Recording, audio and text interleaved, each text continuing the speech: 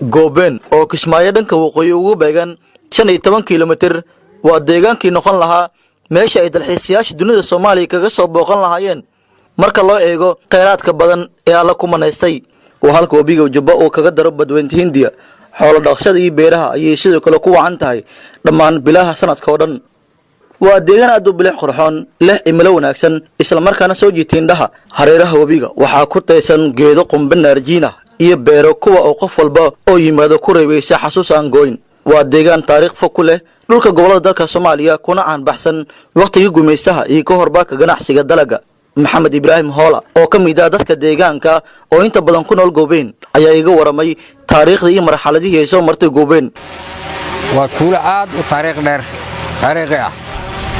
burbur iyo dagaal waxba halakay sida ogteen waxa waaye mudooyinkan dhulka waa dadku waa barakay hadda aan ku sugnaay waa tuulo ilaa waqtigii Talyaanigii ilaa saacadaas oo meesh kale oo soo Kismaayo ka shida la qaado Kismaayo hadda maqashaan waa isku daraha Goobeen Jubbaland hadda markaa wabiga Jubba waa ka meesha maray waa tuulo ka taariikh dheer Kismaayo dad waxa ku nool shacab beeraley iyo xoololey iyo kalluumaysi iska masaakiin waxba haysan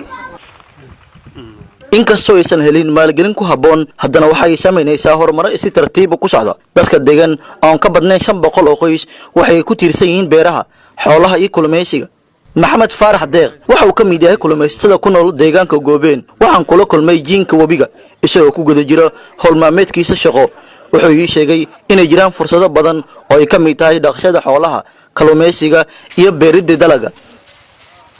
fursadaha ka banaan meeshan waxa ka mid ah malayga hadii aad rabto badda hadii aad rabto wabiga labada noocba waxa la yeelaa isku darka meel wabiga badda iska waxa lagu gaaraa doomanka aan arkaysaan oo huuriga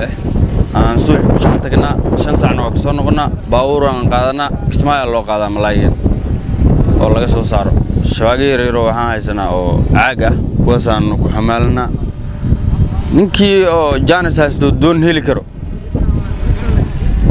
Jaanis oo ku faa'iideysan laabo kaas maalintii ugu yaraan waa baawur waa ka rarnaa halkan waa halka isaga daraan biyaha wabiga Jubba iyo badweynta Hindiya dadka qaarkii way ku adag tahay inay halkan soo gaaraan si ay u arkaan balse inaan halkan soo gaaro waxay igu qaadatay inaan muddo 5 saacadood aan u soo lugeeyo si aan halkan u soo gaaro ma ahan dalxiis oo kaliya balse Goobeen waxa ka banaan fursado maalgashi oo badan sida kalluumaysiga iyo beeraha maadaama hadda ay tahay goob amni ah oo ku taala meel istiraatiiji ah Abshir Yusuf Maxamed waxa uu ka mid yahay aqoonyahanka ku nool magaalada Kismaayo wuxuu ii sheegay in ay jirto fursado waaweyn oo maalgashineed oo laga sameyn karo deegaanka Goobeen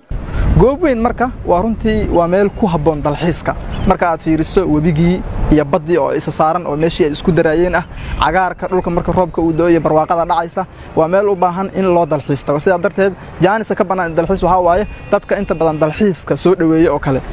ama wasaaradda dalxiis ha noqoto ama dad ganacsatada ha noqoto ama company ha noqoto inay ka sameeyaan beero loogu talagalay dalxiis oo qofka markuu wadankii imaado ama qofka wadankii sii joogay ah meel uu ku nasan karo ku soo dalxiisi karo eelkiisa uu kula soo damaashaadi karo xayawaano lagu xanaaneeyo runtii waxaan sidii karaa Jaaniska waa Jaanis banaan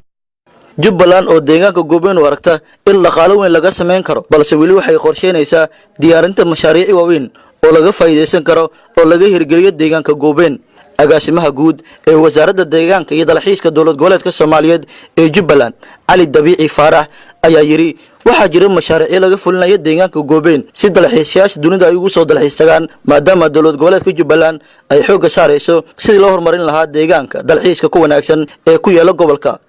Goobeen runtii waxa loo wada arkayaa inay tahay xarunta hadda ee kaliya ee dalxiiska ku haboon waa number 1 marka xigta waxaan leeyahay marka ka wasaarad ahaan waxa kaga aadan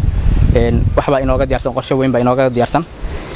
waxaan xitaa doonaynaa inaan ka sameeyno arrimihii dalxiiska ee hotel Wamo ee hadda dalxiiska la degay xitaa inaan xagga u rari doono ka wasaarad ahaan waxaan hadda diyaarinaynay policy ama sharci qaban kara qofka ku xadgudbo qofka dalxiisaga ah ama haddii qofka dalxiisaga uu xadgudbo maxaa qaban karo maadaama amniga maanta Soomaaliya oo dhan uu iska yahay mid maaragtay iska yar hooseeyo laakiin alxamdulillah Jubbaland aan ku faanayna maanta nabad aan haysano qorshe wanaagsan baa inoo degsanaa oo inooga taagnaa waxaan doonaynaa hotel Wamo iyo wixii lagu garan jiray muxuu ahaa dalxiisayaasha waxaan xitaa doonaynaa insha Allah taala wasaaradda dhismaheeda inuu noqdo goobayn hadduu Ilaahay karaal noqdo marka qorshe fiican baan haynaa hadduu Ilaahay karaal noqdo waxaan leeyahay dalku waa dalkiina gobolku waa gobolkiina imaada oo maalgashada hantida aad banaanka kula maqantiin runtii waxa u baahan in lagaga faa'iido wiilka tahriibaya haddii dadkaas ay yimaadaan oo ay damcaan inay wax maalgashadaan midka tahriibaya wiilka iyo gabadha tahriibayso yaa xitaa waxay u noqon kartaa inay hor istaag ku noqoto wadanka uu shaqo ka helo marka walaalayaal laalinta tahriibayso qayb baad ka tiine wadankii Soomaaliya goobayn Soomaaliya Jubbaland Soomaaliya aad baad mahadsantiin Cabdullaahi Axmed Kulmiye warbaahinta qaranka Soomaaliyeed deegaanka goobayn ee gobolka Jubbada Hoose